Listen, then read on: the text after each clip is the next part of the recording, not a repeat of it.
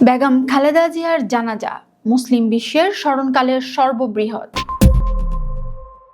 বিশ্ব ইতিহাসে কিছু জানাজা কেবল ধর্মীয় অনুষ্ঠানই নয়, বরং জনসমাগম ও মানুষের আবেগের অনন্য উদাহরণ হয়ে আছে। বিশেষ করে মুসলিম বিশ্বের কিছু প্রভাবশালী রাজনৈতিক ও ধর্মীয় ব্যক্তিত্বের জানাজায় লাখ থেকে কোটি মানুষ অংশ নিয়েছেন। সাবেক প্রধানমন্ত্রী ও বিএনপির চেয়ারপারসন বেগম খালেদা জিয়ার নামাজের জানাজা সম্পন্ন হয়েছে বুধবার দুপুর ৩টা ৫ মিনিটে জাতীয় সংসদ ভবনের দক্ষিণ প্লাজায় তার জানাজা অনুষ্ঠিত হয়। এ সময় প্রায় কোটি মানুষ অংশ নেন। এই জানাজায় অংশ নিতে সকাল থেকেই বিভিন্ন শ্রেণী পেশার মানুষ দলে দলে মানিক মিয়া এভিনিউতে আসতে শুরু করেন। বেগম খালেদা জিয়ার জানাজার নামাজ পড়ান জাতীয় মসজিদ বাইতুল মোকাররমের খতিব মুফতি আব্দুল মালেক। এ সময় পুরো এলাকায় শোকাবহ পরিবেশের সৃষ্টি হয়। জানাজায় অংশ নেন প্রধান উপদেষ্টা ডক্টর মোহাম্মদ ইউনূস। এছাড়া তিন বাহিনীর প্রধান বিচারপতি সহ বিভিন্ন দেশের রাষ্ট্রদূত উপস্থিত ছিলেন। বেগম খালেদা জিয়াকে দাফনের জন্য নেওয়া হয় জিয়া উদ্যানে। সেখানে বেগম খালেদা জিয়াকে তার স্বামী প্রয়াত রাষ্ট্রপতি ও বিএনপির প্রতিষ্ঠাতা জিয়াউর রহমানের কবরের পাশে দাফন করা হয়। জানাজা সুষ্ঠুভাবে সম্পন্ন করতে এবং নিশ্চিদ্র নিরাপত্তা নিশ্চিত করতে মানিক মিয়া এভিনিউ সহ রাজধানীর বিভিন্ন গুরুত্বপূর্ণ স্থানে ২৭ প্লাটুন বর্ডার গার্ড বাংলাদেশ মোতায়েন করা হয়েছে। এর আগে মঙ্গলবার ভোর ৬টায় রাজধানীর এভার কেয়ার হাসপাতালে চিকিৎসাধীন অবস্থায় বেগম খালেদা জিয়া শেষ নিঃশ্বাস ত্যাগ করেন।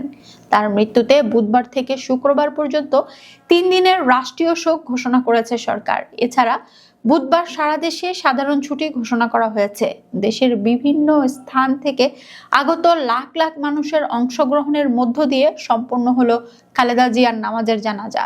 দেশের ইতিহাসে এইটাই সর্ববৃহৎ জানাজা বলে ধারণা করা হচ্ছে। এই জানাজায় অংশ নিতে সকাল থেকেই বিভিন্ন শ্রেণী পেশার মানুষ দলে দলে মানিক মিয়া এভিনিউতে আসতে শুরু করেন। বেগম খালেদা জিয়ার জানাজার নামাজ পড়ান জাতীয় মসজিদ বাইতুল মোকাররমের খতিব মুফতি আব্দুল মালেক। এ সময় পুরো এলাকায় শোকাবহ পরিবেশের সৃষ্টি হয়। জানাজায় অংশ নেন প্রধান উপদেষ্টা ডক্টর মোহাম্মদ ইউনূস। এছাড়া তিন বাহিনীর প্রধান বিচারপতি সহ বিভিন্ন দেশের রাষ্ট্রদূত উপস্থিত ছিলেন।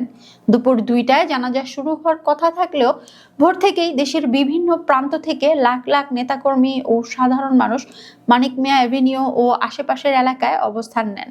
এক পর্যায়ে মানুষের বিস্তৃতি আশেপাশের এলাকা বিজয় সরণি, খামারবাড়ি মোড়, ফার্ম গেট, কারণ বাজার, পান্থপথ, শেরেবাংলানগর, কলেজ গেট, আসাদ গেট ও শাহবাগ সহ অলিতে গলিতে ছড়িয়ে পড়ে।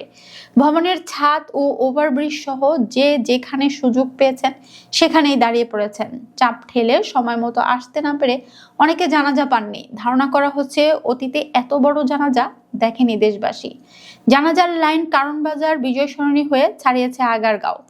পূর্ব সিদ্ধান্ত অনুযায়ী জানাজার পর বিকেল ৩:৩০টার দিকে বিএনপির প্রতিষ্ঠাতা জিয়াউর রহমানের পাশে স্ত্রী খালেদা জিয়াকে রাষ্ট্রীয় মর্যাদা সমাহিত করা হয়। এ সময় বেগম খালেদা জিয়ার পরিবারের সদস্য, রাষ্ট্রীয় গুরুত্বপূর্ণ ব্যক্তি, সরকারের উচ্চপদস্থ কর্মকর্তা, বিদেশি অতিথি, রাষ্ট্রদূত ও বাংলাদেশ জাতীয়তাবাদী দল মনোনীত রাজনীতিবিদরা উপস্থিত ছিলেন।